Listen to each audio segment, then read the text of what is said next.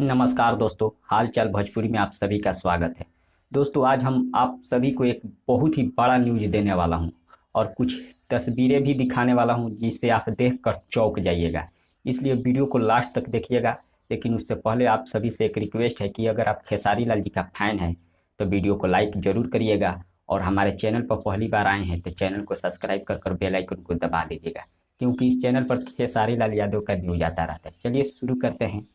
आपको बता दूं, खेसारी लाल यादव जी का आज एक सुबह सुबह एकाएक एक गाना रिलीज किया गया। खेसारी म्यूजिक वर्ल्ड से इंसान खिलौना हो गए। उस गाने ने आज उम्मीद से ज़्यादा व्यू पा लिया है। पहले 17 नंबर पर ट्रेंड करता था वह गाना, लेकिन अभी के डेट में आप लोग स्क्रीन पर देख सकते हैं तीसरे नंबर पर ट्रेंडिंग में है वो गाना, जो कि आप लोग देख सकते हैं। बहुत ही ज़बरदस्त गाना बनाया गया है और खेसारी लाल यादव इस गाने को बहुत ही अच्छे तरह से गाए हैं। और इसका म्यूजिक भी उतना ही लाजवाब है जितना इसका राइटिंग किया गया है इस गाने का।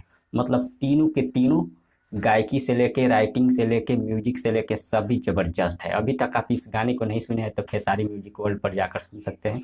बहुत ज़बरदस्त गाना है। तब तक बने रहिए, मिलते हैं अगले वीडियो में। धन्यवाद।